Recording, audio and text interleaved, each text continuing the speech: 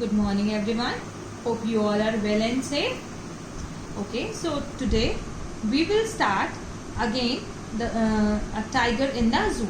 On previous class we have read 2 paragraphs of it, but I know you all have forgotten. So I am again telling you, so be careful and listen it properly. He stalks in his vivid strides the few steps of his cage on pads of velvet quiet in his quiet rage.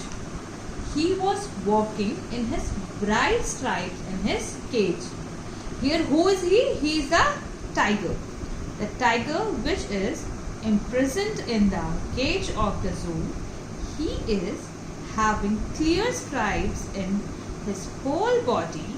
He is walking in the cage where angrily, although the floor of the velvet is made up of soft velvet, even though this tiger is not happy. This tiger is angry. This tiger is angry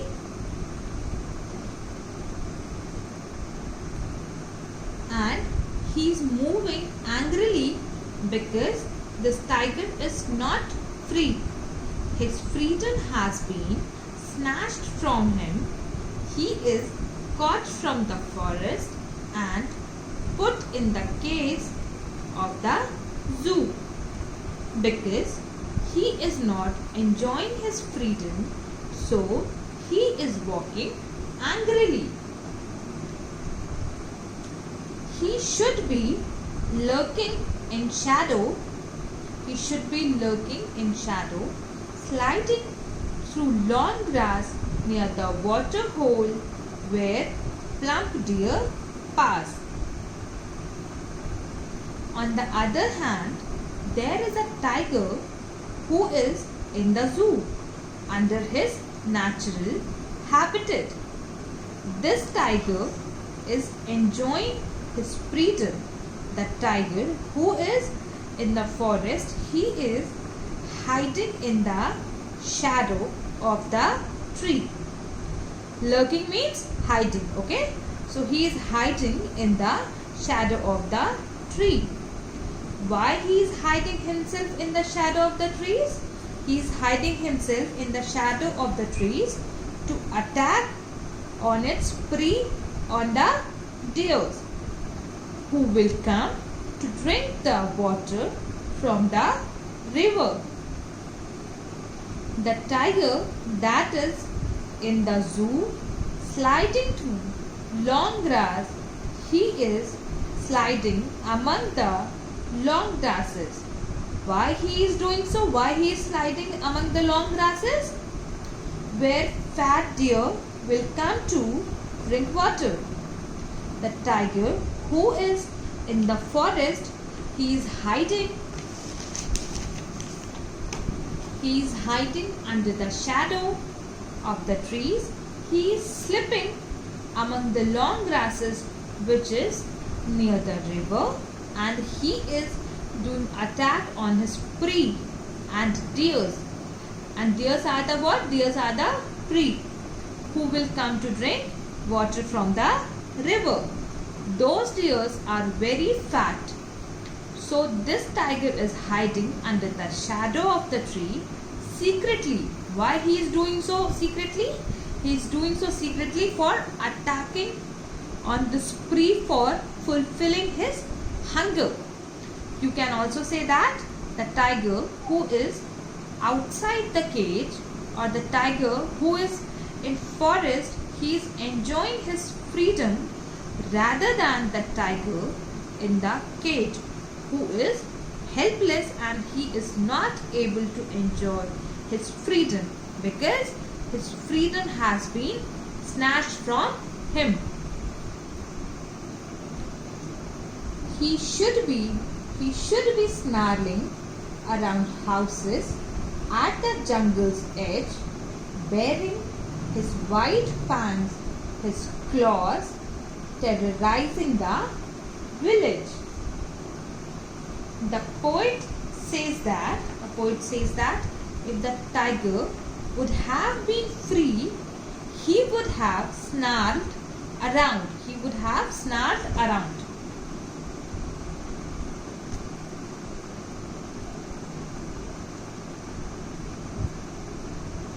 He would have snarled around the houses located at the outskirts of the forest.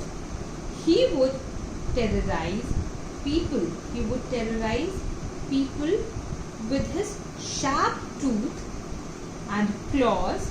This would create fear among the people living in the villages. But he is locked in a concrete cell. His strength behind bars, stalking the length of his cage, ignoring visitors. Now, the poet comes to the reality of the tiger that is inside the cage. Now here poet is saying that tiger is inside the cage. He says that the tiger is confined in a strong cell which is made up of strong building material. He further says that as the tiger is behind the bars, so his ferociousness means violently cruel, is also behind the bars. He just stalks in the cage. He never tries to terrorize the visitors because his power is restricted by the cage. Therefore, he never tries to terrorize the visitors as he cannot attack them. He hears the last voice at night. The patrolling cars, and stares with his brilliant eyes at the brilliant stars. The poet says that in the midnight, at the time of midnight, the tiger hears the sounds of the patrolling cars. Patrolling cars are the vehicles of police which are used to guard at night. So, in the night, the tiger hears the sounds of these cars. He then stares at the shining stars with his shining eyes. The poet wants to say that the tiger is sad as he is confined in the cage, so he cannot do anything. Therefore, he stares at the stars in the night and tries to divert his thoughts towards them. Like this, we have completed the poem, and now I am going to tell you the summary of the poem. Okay?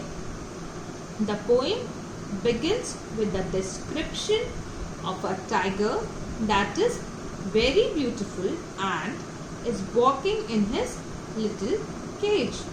He has beautiful strips on his skin and has velvet like soft paws, but the tiger is not happy and is quite angry about being confined in the cage. The poet says that if the tiger was not confined to the zoo cage, he would have been hiding himself behind the long grass near some water body in order to catch its prey, that is the deer.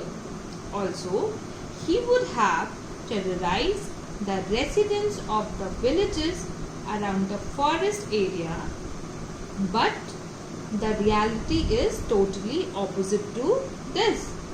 He was confined in a cage which was made up of strong building material, and he was helpless. He was helpless there. Who was helpless there? Tiger was helpless there. He couldn't show his power to the visitors, therefore never tried to terrorize them. The tiger is described as being powerless and agonist by the poet. He says that during night also he is alone. During night time he is also alone. He is hearing the voice of the patrolling vehicles of the police and looking at the stars. The cage life has totally changed the tiger's personality.